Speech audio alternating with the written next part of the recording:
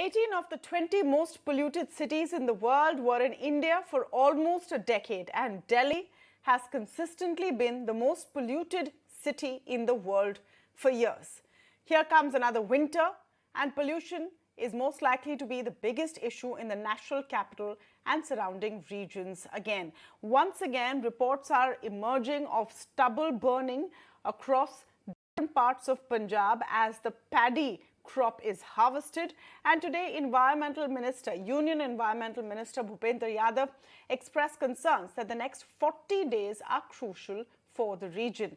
The minister held a meeting with various stakeholders to address issues that contribute to air pollution. But the issue is not new. The question is, are any new solutions now in sight as winter is definitely coming? We're speaking on that today, and joining me are Jyoti Pande Lavakere. She's author of Breathing Here is Injurious to Your Health. Vimlendu Jha, environmentalist, is with us on the show. I'm also speaking with Vivek Chattopadhyay, Senior Program Manager at CSE. Welcome to all of you, and thank you so much for joining us on the India Development Debate. Vimlendu, let me actually begin with your point of view. Can we hope for better coordination this time round? There are at least initial reports that there has been a good enough distribution of machines to farmers so that they use this instead of burning stubble. Is that going to be enough? See, the thing is that do we desire a better coordination? Yes, indeed, we desire a better coordination. Is there better coordination on ground? Reality is that no, there is no coordination on ground. Central government and the respective state governments of Punjab and Delhi and Haryana, their respective environment ministers, they haven't even met even once this year to discuss the stubble burning problem. Year after year, in the month of October, we all come together, and there is this entire blame game, as in, of course, the central government would squarely put the blame on Punjab government, and Delhi government all these years was actually blaming Punjab government. This year, luckily, we do not have those big billboards talking about how Delhi otherwise is very, very clean and stubble actually pollutes. We need to understand that stubble burning is a problem. It's a very, very big problem. Of course, it's a main episodic source of pollution. For these 40 days, yes, life in Delhi NCR is going to be hell, but unless and until we look at other sources of pollution alongside stubble burning, we will not be able to find a sustainable solution. Imagine September 16th this year was the first good air day. So the air quality before stubble burning started just last week was equally bad, as it was around 200 to 50. In fact, it was 450 to 500 in Anand Vihar area when stubble burning hasn't even really started. So, it's easy to talk about stubble burning. It's easy to latch on to a problem which should indeed be stopped. Firecrackers should be banned. Many of those episodic sources of pollution needs to be addressed. But at the same time, unless and until we have a regional approach, unless and until we have a holistic approach, unless and until we have a round-the-year approach. Has anything changed in all of these years? And can we hope for better? By the way, when we're talking about AQIs, Delhi logged its cleanest air in the last 2 years yesterday, and that was because post showers the air had cleaned up. But that doesn't take away from the fact that we are in for trouble. Jyoti Pande, we have now a situation where the court is hearing petitions asking why a ban on firecrackers in the capital, and that's also become an emotive issue. That why just ban firecrackers on one festival? Is that being made the scapegoat for pollution? Do you think it's the same old sort of arguments, even as we know what's coming? You're right. These are the same old arguments being put out by all the political parties.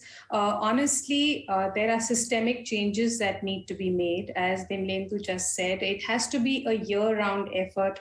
Calling a public meeting and going to the press and saying, we've met all the environment ministers. You don't start dealing with such a big problem at the time when the problem going to blow up on your face. It's like, you're only going to be dealing with the fire when it starts. You have to start with prevention measures and, silly things like smog towers, which now even the CPCB has said in a recent statement that I think it's reduced air pollution by 13% or 17% in 100 foot radius, and it cost us the public 22 crore in Delhi, one of them, and we have two. None of these, and firstly, that's addressing an exposure issue. It's not even addressing an issue of lowering emissions, which is what we should be focusing on.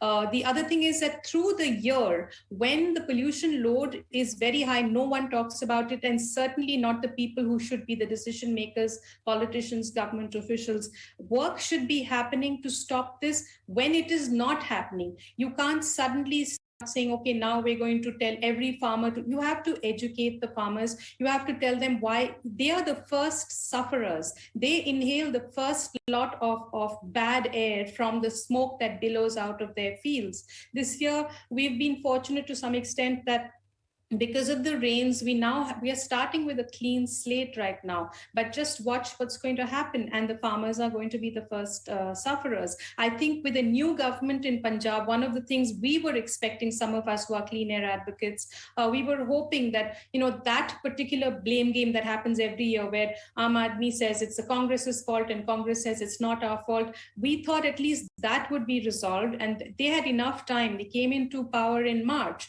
They had enough time to start thinking Punjab is growing the wrong crop at the wrong, and at the wrong time. At least they could have repealed that Punjab soil, what is that? Punjab Subsoil Preservation Act, so that farmers could have planted earlier and had a longer time to turn around. I just want to take off on one point. 1 minute. Like that Jyoti ji, just one point that you've made, that, what is different this year round and why we're asking that can we hope for better.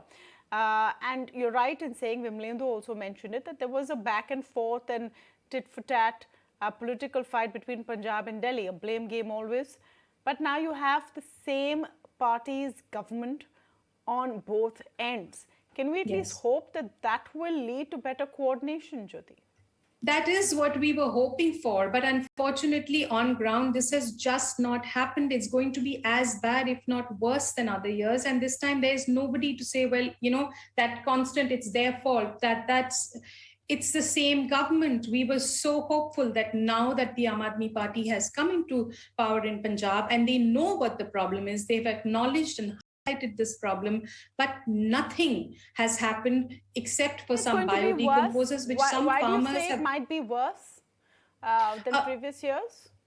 Because of the way, the meteorology and the geography of this region is such that in the winter, when the inversion happens and all the cold air is trapped at the bottom, and you already are seeing so many fires, and they're going to start. The rains have stopped them.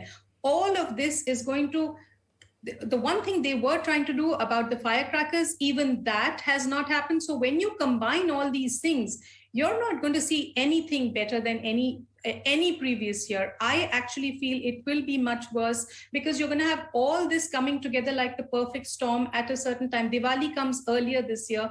The winds are going to be in a situation where they will bring it all downstream from Punjab. I actually think it's going to be worse than other years, unless there's some miracle like the rains or something being blown away.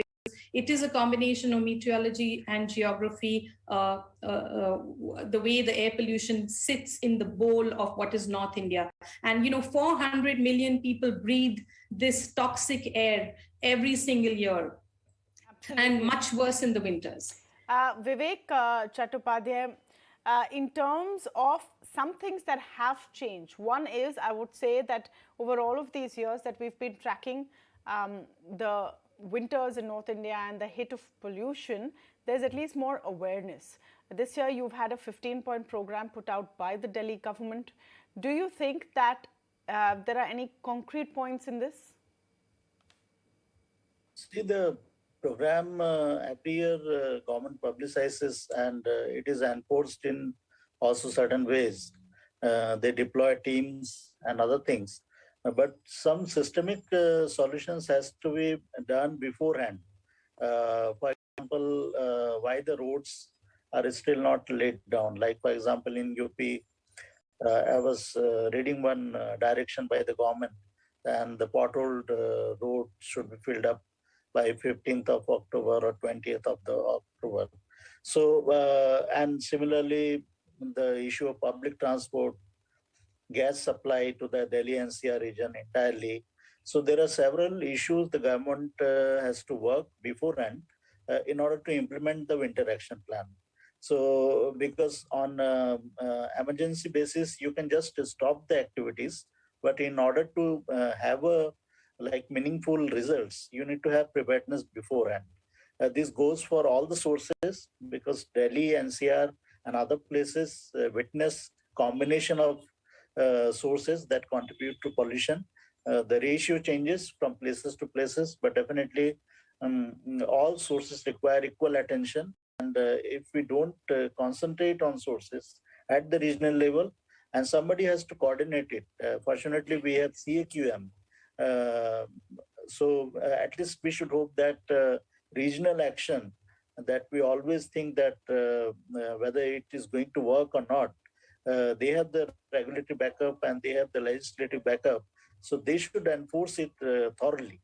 So that can only show some changes because NCR region and beyond NCR has to be treated as one air quality shed because the entire region breathes similar kind of air quality.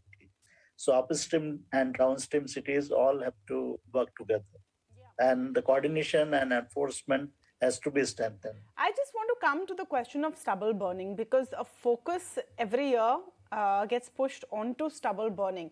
Vimlendu, is that the most important part of the puzzle to fix?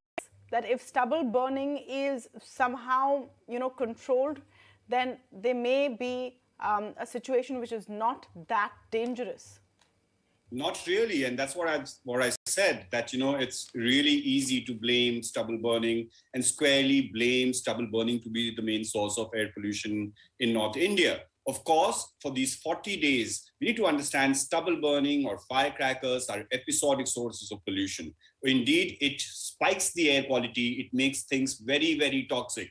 But is Delhi's air otherwise good? Not really. I told you September 16th was the first good air day, and then day before yesterday. And both the times, it's because of the rain and not because anything drastic, any governance measure. There are sources of pollution, almost 40 to 50%, as in some studies say 50, is because of vehicular pollution. And now vehicular pollution is not coming from Punjab. It's actually Delhi's own 1.4 crore vehicles. Many of them, almost 45% of them, are more than 10 years and 15 years. And that is one of the main sources of pollution. The other is construction, demolition activities. Almost 20 to 25% of that is demolition activities. In a city like Delhi, when imagine by government's own admission, they chop 3 full-grown trees every hour. So in a city, when you keep chopping trees right, left, and center, then your destiny is bad air, and it's easy to put to say that the blame is on farmers, or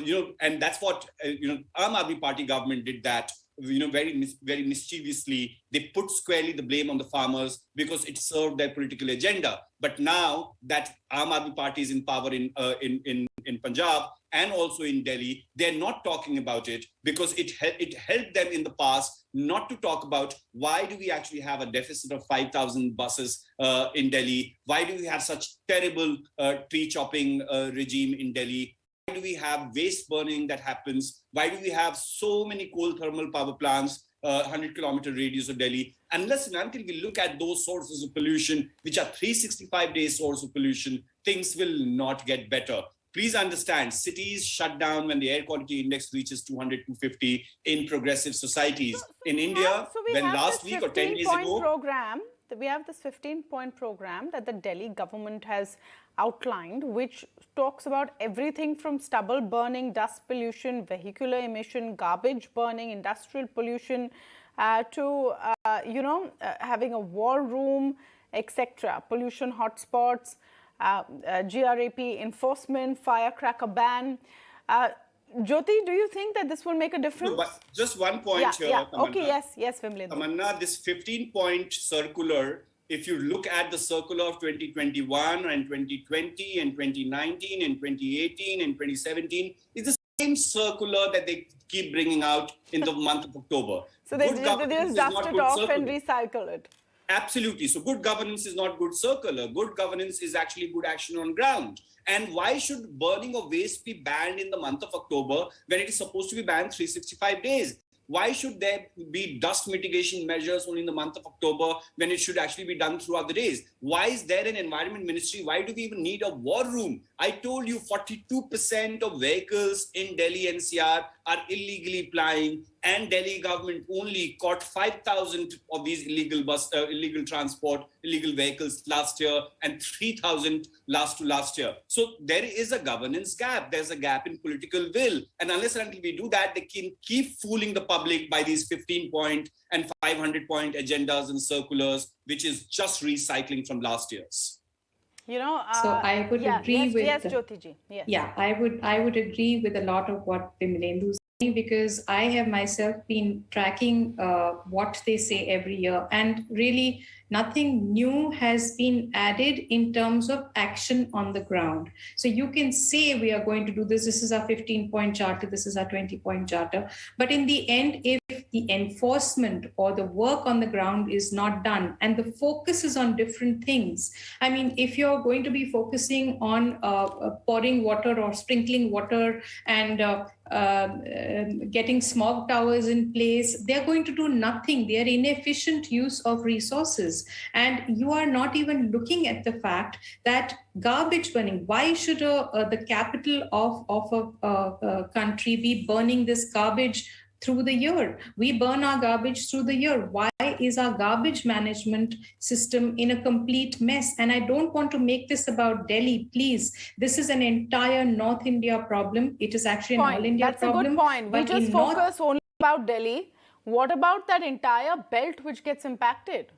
Exactly. And if there's no garbage, I mean, we have a Swachh Bharat, which should actually be taking care of the garbage. But instead, what we have are silly things like waste to energy plants, which basically means now we're not going to burn our garbage in the open. We'll burn it and let I call it waste to pollution plants, because it's not as if the burning of the waste in these plants actually disappears somewhere. It also goes out into the air, and it also goes out into the environment. And the same thing causes the same issues that people suffer from, all sorts of cardiac and respiratory diseases. The thing is that we have a health ministry which is totally silent. Why is our health ministry in the background? This is a public health issue. You know, just because we had COVID has killed less people than air pollution kills. We had the environment minister talking about this just before these things are going to, take off and we're going to have high pollution. Why are these government health ministry, environment ministry not working together through the year and saying,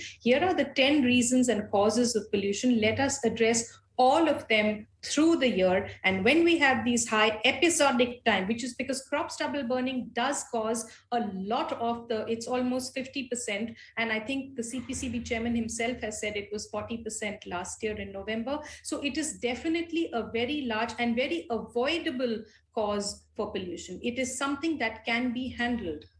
And the last thing that I want to add is when you have things like firecrackers, which are really the most, they're not even, they're just entertainment.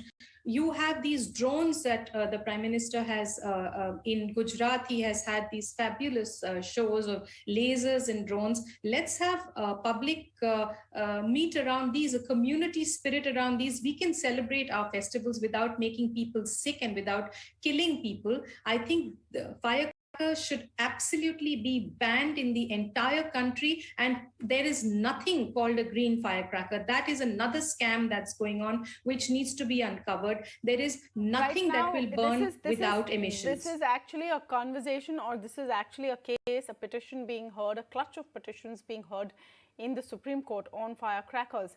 Vivek, just your take on this. Do you think that seriousness has not stepped in? And we are actually discussing this, I would say, a little earlier. I hope it doesn't come to it where in a few weeks people are choking and then there is more focus on the subject and then people start their discussions around it. I think it's important to talk about it when perhaps there's still something to be done. Is there still something to be done? I think it is becoming a national shame that India records highest number of cities as heavily polluted. we carry out Swachh Sarvekshan, we say cleanliness, but it's garbage management. But that is also like lifting up the garbage and putting in another place, not reducing from the source. So I think Swachhata, what we say cleanliness, has to be integrated. And if our cities remain highly air polluted, then our health is as a stake, and the GDP growth that we are hoping for definitely is going to reduce. All the studies have shown this. And every year we talk about winter air pollution, particularly because it is visible to the people and the levels go very high. But the levels are certainly very high throughout the year. And the governments are not serious about it. We have to be frontal with it, because many sources have not been acted upon unless until there's a huge public outcry.